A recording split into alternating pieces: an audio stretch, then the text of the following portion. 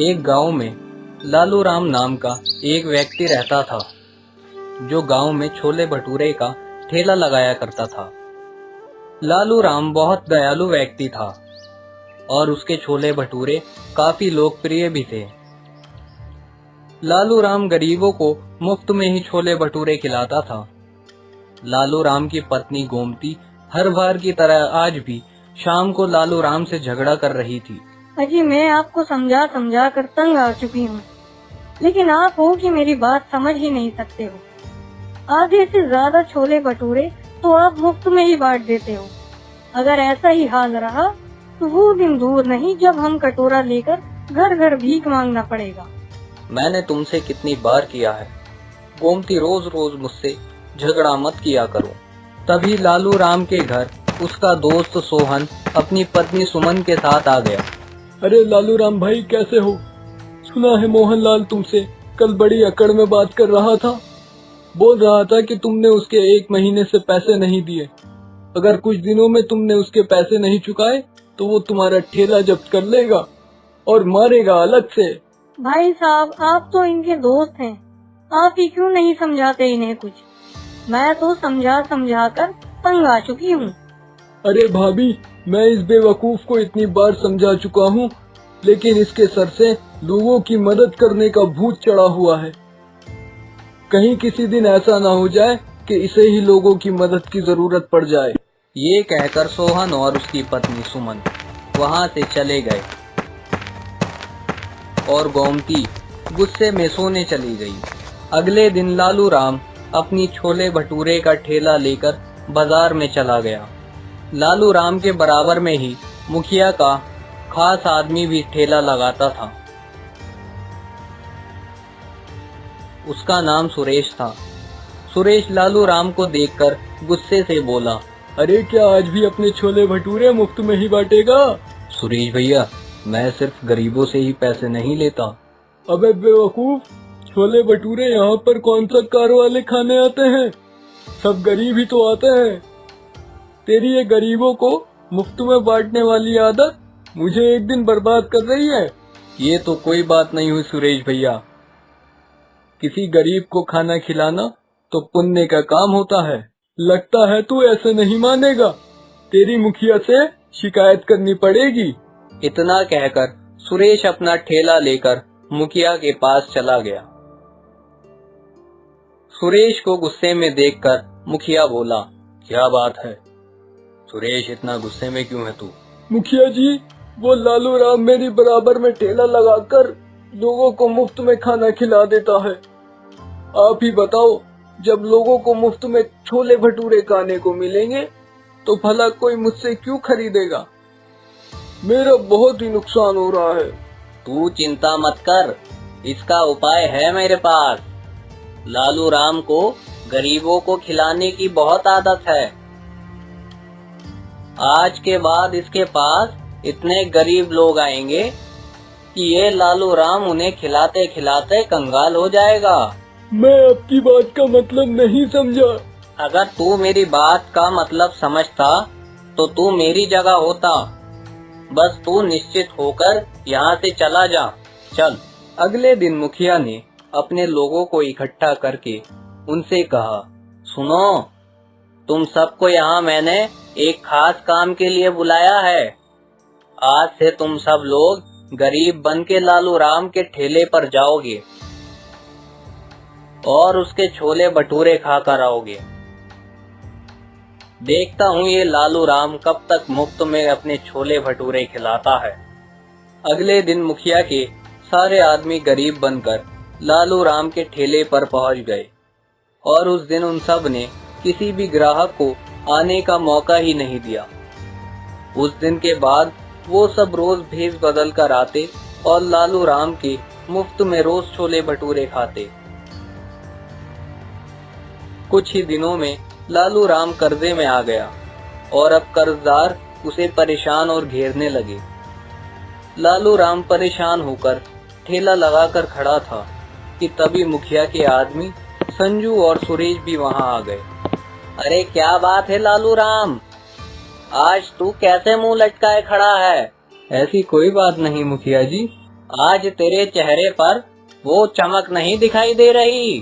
अरे चमक कैसे दिखाई देगी मुखिया जी? लालू राम को गरीबों को मुफ्त में छोले भटूरे खिलाने का शौक चढ़ा था, लेकिन अब तो इनके भूखे मरने के दिन आ गए हैं। ऐसा कुछ नहीं है संजू भैया। अगर ऐसा कुछ नहीं है तो फिर तेरा मुंह क्यों लटका हुआ है? संजू सही कह रहा है मुखिया जी। लालू राम, मेरी एक बात समझ में नहीं आती। तू गरीबों को ही मुफ्त में छोले भटूरे क्यों खिलाता है भाई? अमीरों में क्या कांटे लगे हुए हैं? क्या अमीर इंसान नहीं होते भाई? किसी भूखे को खिलाना बड़ा पुण्य का काम होता है मुखिया जी। और किसी का कर्जा ना चुकाना भी तो बड़े पाप का काम होता है लालू राम। मैं आपकी बात का मतलब नहीं समझा। तू अच्छी तरह से समझ रहा है कि मैं क्या कहना चाहता हूँ। आज ही मेरे पास सीताराम और मोहनलाल तेरी शिकायत लेके आए थे और बोल रहे थे कि काफी दिनों से तूने उनके पैसे नहीं दिए। मैं उनके पैसे जल्द लौटा दूंगा मुखिया जी। अगर 3 दिन के अंदर अंदर तूने उनके पैसे नहीं दिए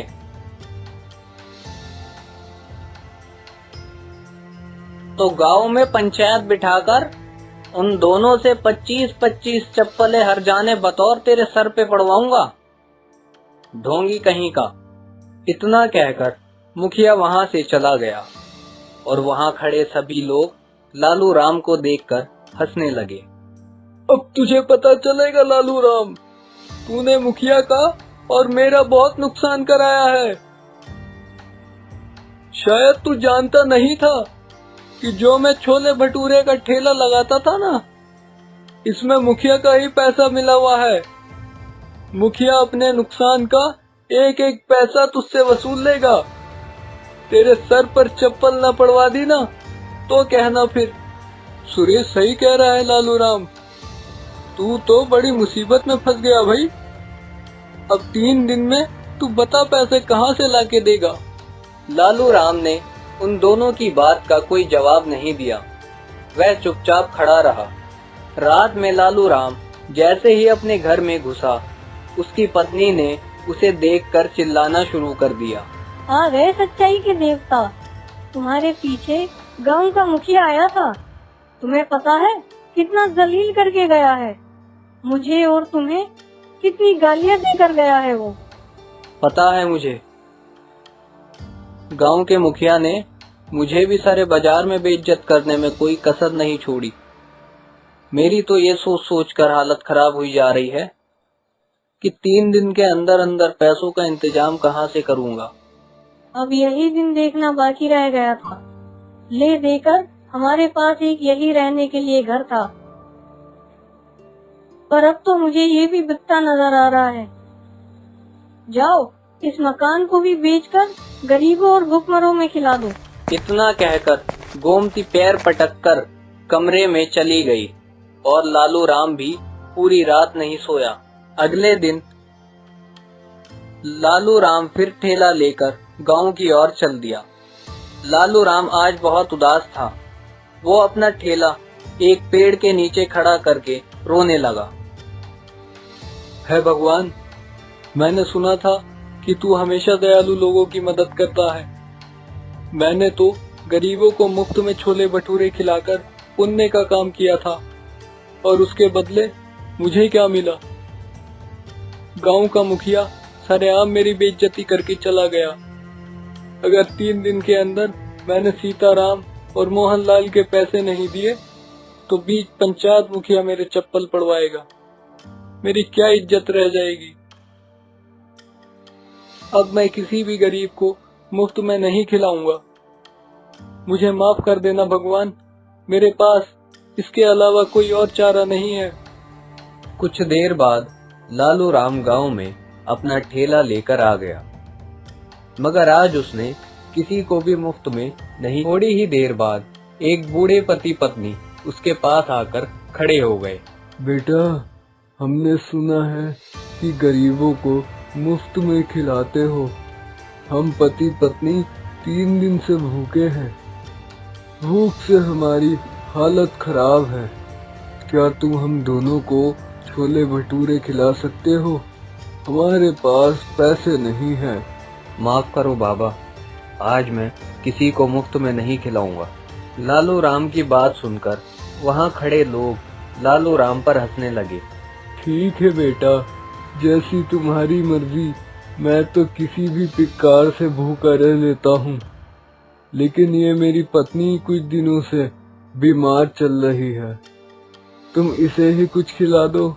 मेरी मजबूरी समझो बाबा, मुझसे किसी को भूखा नहीं देखा जाता, लेकिन आज मैं बहुत मजबूर हूँ। अगर आज भी मैंने मुफ्त में खिला दिया तो मेरी बहुत बदनामी और बेइज्जती हो जाएगी। मेरे पास पैसे तो नहीं है बेटा, लेकिन हाँ, कुछ मिट्टी के कंकड़ पड़े हुए हैं। तुम उन मिट्टी के कंकड़ों के बदले मुझे और मेरी पत्नी को छोले भटूरे खिला दो। बाबा, भला मैं मिट्टी के कंकड़ों का क्या करूँगा? मुझे पैसों की जरूरत है। गरीब की दी हुई कोई भी चीज बेकार नहीं होती बेटा, एक न एक दिन वो काम जरूर आती है। उपहार समझ के रख लेना। लालू राम को उस बुजुर्ग पर बहुत तरस आया। लाओ बाबा, इन मिट्टी के कंकड़ों को दो, मैं तुम्हारा आशीर्वाद समझकर रख लेता हूँ। तुम दोनों जितना खा सकते हो उतना खा लो।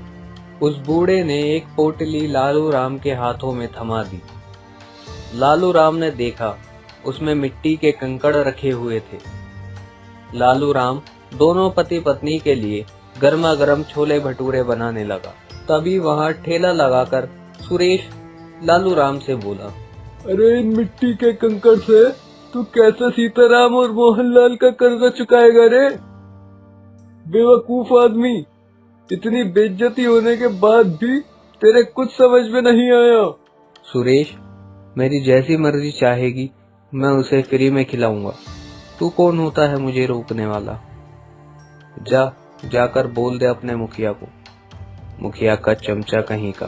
3 दिन बाद जब मुखिया उन दोनों से तेरे सर पे चप्पल पड़वाएगा ना, उस दिन मैं तुझसे बात करूंगा। हाँ, मुझे भगवान पर पूरा विश्वास है, वो दिन कभी नहीं आएगा। इतना कहकर लालू राम फिर से छोले भटूरे बनाने लगा, मगर देखते ही देखते वह बूढ़े पति पत्नी लालू राम के सारे छोले भटूरे खा गए। लालू राम जरा सा चेहरा लिए उन्हें देखता रह गया। उसने देखा उसके ठेले पर अब कुछ भी नहीं बचा था। लालू राम चुपचाप अपने घर चला गया। क्या हुआ, आज दोपहर में ही कैसे चले आए? कहीं आज भी छोले भटूरे किसी को बांट तो नहीं दिए?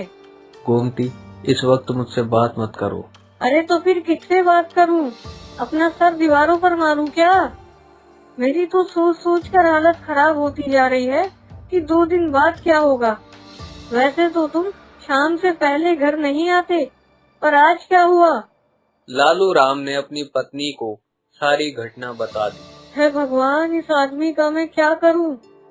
इसने तो बेवकूफ पने की सारी हदें पार कर दी। अरे उन दोनों को सारे छोले भटूरे खिलाने की क्या जरूरत थी? लाओ, मुझे भी दिखाओ, आखिर उन्होंने ऐसे कौन से मिट्टी के कंकड़ दे दिए जिसके बदले तुम छोले भटूरे उन पे लुटा कर आ गए। वहाँ पर खड़े लोग तुम्हारा मजाक गलत नहीं उड़ा रहे थे? भला कोई मिट्टी के कंकड़ के बदले छोले भटूरे खिलाता है क्या? मैंने उन्हें मिट्टी के कंकड़ के बदले छोले भटूरे नहीं खिलाए गोमती। उन दोनों के चेहरे से साफ लग रहा था कि वह कई दिनों से भूखे हैं। लाओ, दो मुझे, मैं भी तो देखूं उन गरीबों के उपहार में ऐसा क्या है। लालू राम ने उदास मन से वह पोटली अपनी पत्नी को दे दी और पोटली में कंकड़ देखकर गोमती गुस्से से चीख कर बोली, हाय राम, अब इस कंकड़ का मैं क्या करूं? लगता है तुम्हारी किस्मत में सीताराम और मोहनलाल से चप्पल खाना ही लिखा है। अब जो होगा देखा जाएगा गोमती। अगर भगवान ने मेरी किस्मत में गांव वालों के सामने मेरी बेइज्जती ही लिखी है तो उसे कोई नहीं बदल सकता। लालू राम वहाँ से चला गया और 2 दिन बाद लालू राम पंचायत में सर झुकाए खड़ा था। क्यों रे लालू राम, पैसे लाया है? इंतजाम नहीं हो पाया मुखिया जी, कुछ दिन की मोहलत और दे देते। वो तो हम तुझे जरूर देंगे, मगर मोहनलाल और सीताराम के हाथों चप्पल तो खा ले पहले। ऐसा मत कीजिए मुखिया जी, मेरी बेइज्जती हो जाएगी। मैं किसी को मुंह दिखाने लायक नहीं रहूंगा। अरे क्या हुआ? उस दिन तो बड़ा मुंह चला रहे थे, अब जब मार खाने की नौबत आई तो बड़ी इज्जत की दुहाइयां दे रहे हो। मुखिया सीताराम और मोहनलाल की ओर देखकर बोला, अरे देखते क्या हो, मारो इस दानवीर को चप्पलों से।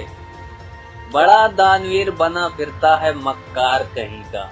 मुखिया की बात सुनकर मोहनलाल और सीताराम लालू राम को चप्पलों से मारने ही वाले थे कि तभी वहां लालू राम की पत्नी गोमती आ गई।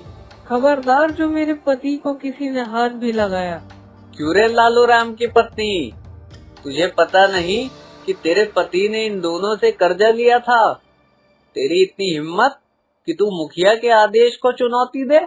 मुखिया की बात सुनकर गोमती ने सीताराम और मोहनलाल के पैसे मुखिया के मुंह पर मार दिए। ये लो पकड़ो इन दोनों के पैसे, आइंदा मेरे पति की तरफ आंख उठाकर भी नहीं देखना। तू ये पैसे कहाँ से लेकर आई? तुम्हें इससे मतलब? तुम्हें इनके सारे पैसे चाहिए थे ना, और इनके पैसे मैंने तुम्हारे ही मुंह पर मार दिया अभी।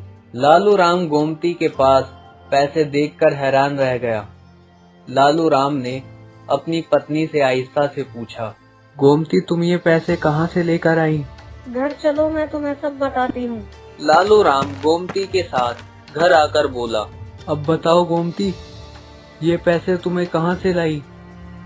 आज जब तुम्हें मोहनलाल और सीताराम पकड़ कर ले गए थे तो मैं फूट फूट कर रो रही थी, और रोते हुए अचानक मुझे गुस्सा आ गया, और मैं गुस्से में मैंने वो पोटली बाहर फेंकने के लिए निकाली जिसमें कंकड़ थे, मगर जैसे ही उस पोटली से कंकड़ फेंके तो उसमें से कंकड़ नहीं बेशकीमती हीरे निकले।